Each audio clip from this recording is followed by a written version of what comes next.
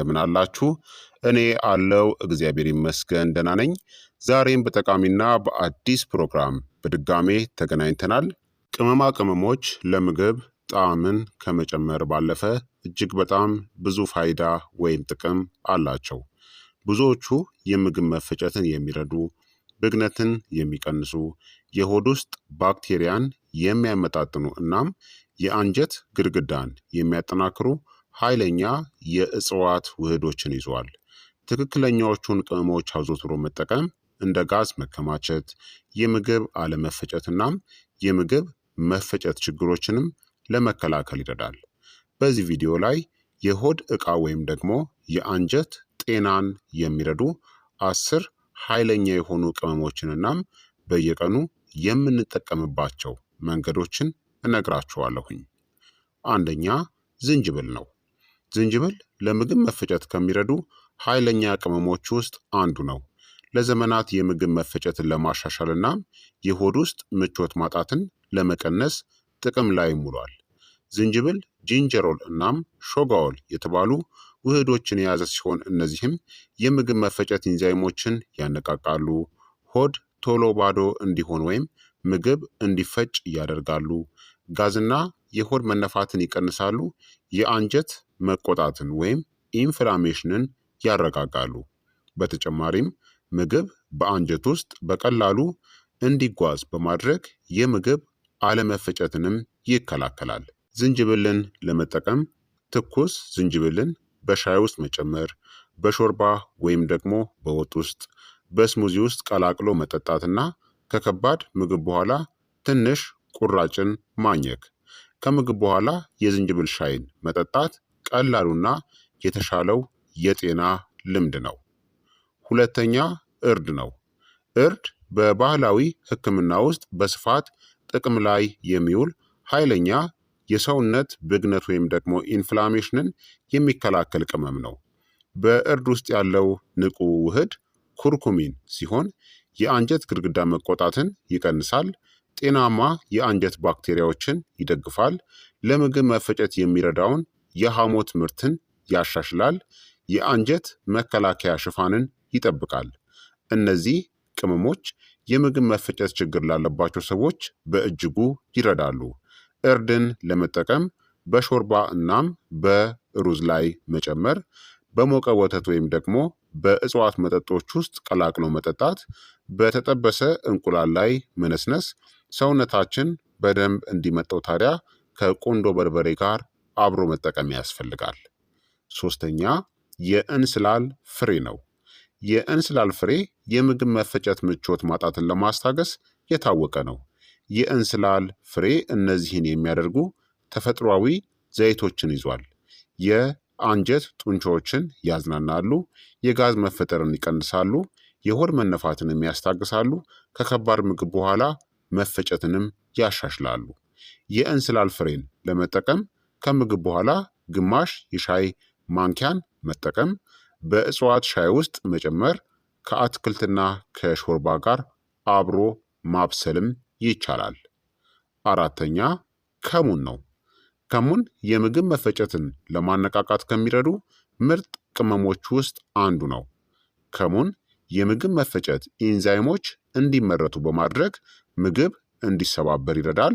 ጥቅሞቹም የተሻለ የምግብ መፈጨት፣ የሆድ መነፋትን ለመቀነስ፣ የተሻለ የንጥረ ነገር መምጠጥና የተመጣጠነ የአንጀት ባክቴሪያ እንዲኖር ያደርጋል።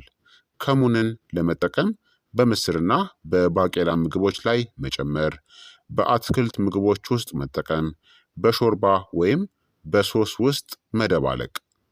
አምስተኛ ቀረፋ ነው።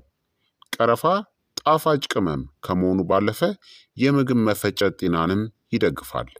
ቀረፋ ጎጂ የአንጀት ባክቴሪያዎችን ለመቆጣጠር የሚረዱ ጸረ ተዋሲያን ውህዶችንም ይዟል።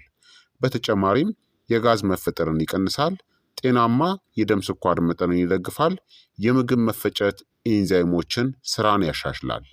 ቀረፋን ለመጠቀም በአጃ ወይም በኦትሜል ላይ መነስነስ፣ በስሙዚ ውስጥ መጨመር፣ በእጽዋት ሻይ ውስጥ ቀላቅሎ መጠጣት። ስድስተኛ ቁንዶ በርበሬ ነው።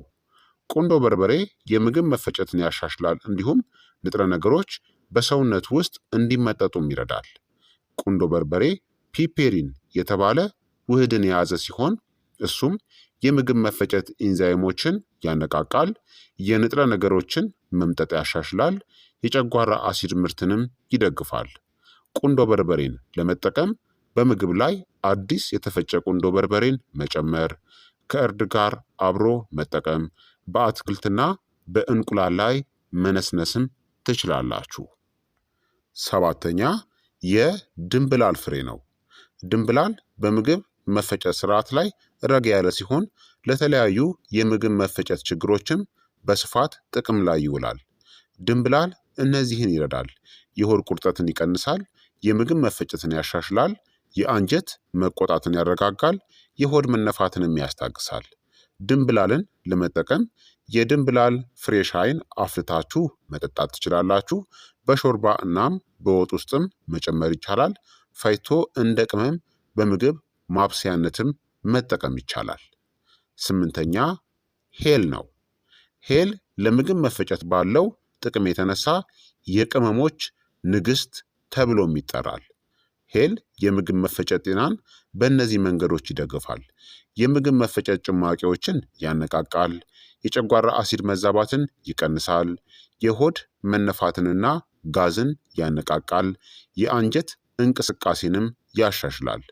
ሄልን ለመጠቀም በሻይ ውስጥ መጨመር፣ በአጃ ወይም በኦትሜል ውስጥ ቀላቅሎ መጠቀም ይቻላል።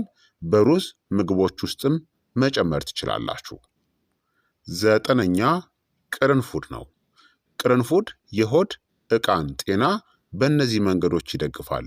ጎጂ የሆኑ ባክቴሪያዎችን ይቀንሳል፣ የምግብ መፈጨትን ያሻሽላል፣ ኢንዛይሞችን ያነቃቃል፣ የጨጓራ ግድግዳንም ከጉዳት ይከላከላል።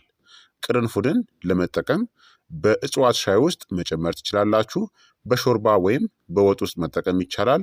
ከምግብ በኋላ አልፎ አልፎ አንድ ወይም ደግሞ ሁለት ቅርንፉድን ማኘክ ወይም መቆርጠምም ትችላላችሁ። አስረኛ አብሽ ነው። አብሽ በፋይበር እናም ጠቃሚ የእጽዋት ውህዶች የበለጸገ ነው። የአብሽ ፍሬዎች ጤናማ የአንጀት ባክቴሪያዎችን ይደግፋሉ፣ የምግብ መፈጨት ትራክትንም ያረጋጋሉ፣ የሰገራ ጉዞንም ያሻሽላሉ፣ የቃር ወይም ደግሞ የአሲድ ሪፍለክስ ምልክቶችንም ይቀንሳሉ። አብሽን ለመጠቀም ፍሬውን በውሃ ዘፍዝፎ ማሳደርና ጠዋት ውሃውን መጠጣት፣ በሾርባ ወይም በወጥ ውስጥ በመጨመር መጠቀም፣ ከተለያዩ ቅመሞች ጋርም ቀላቅላችሁ መጠቀም ትችላላችሁ ማለት ነው። ታዲያ የቀን ተቀን የቅመሞች አጠቃቀምን ከፈለጋችሁ ሁሉንም ቅመሞችን እነዚህን በአንድ ቀን መጠቀም አይጠበቅባችሁም። ጠዋት ላይ ለብ ባለ ውሃ ከዝንጅብል ጋር ለብ ያለ ውሃን መውሰድ ወይም መጠጣት፣ ምሳ ላይ በከሙን በእርድናም በቁንዶ በርበሬ የተሰሩ ምግቦችን መመገብ፣ ማታ ላይ እራታችሁ ላይ ከእንስላል ፍሬ ወይም ደግሞ የሄል ሻይን መጠጣት ትችላላችሁ። እነዚህን እንደዚህ እያደረጋችሁ እነዚህን ቅመሞችን መጠቀም ትችላላችሁ። ታዲያ የሆድ ዕቃችሁ እርዳታ እንደሚያስፈልገው የሚጠቁሙ ምልክቶችን ልንገራችሁ። ተደጋጋሚ የሆድ መነፋት፣ ከምግብ በኋላ የጋዝ መፈጠር፣ የሆድ ድርቀት ወይም ተቅማጥ፣ የሆድ ምቾት ማጣትና የድካም ስሜት ነው።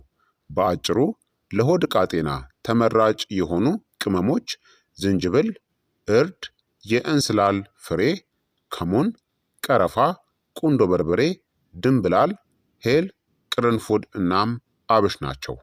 እነዚህ ቅመሞች የምግብ መፈጨትን በማሻሻል ባክቴሪያን በማመጣጠን ብግነት ወይም ደግሞ ኢንፍላሜሽንን በመቀነስና የአንጀት ግድግዳን በመጠበቅ ይረዳሉ ማለት ነው። ስለዚህ ክቡራትና ክቡራን ተመልካቾቼ የዛሬው የጤና ትምህርቴ እንግዲህ ይህንን ይመስል ነበረ። እንደተማራችሁበትም ተስፋ አድርጋለሁኝ። ሀሳብ አስተያየታችሁ ደግሞ አይለኝ ይላለው።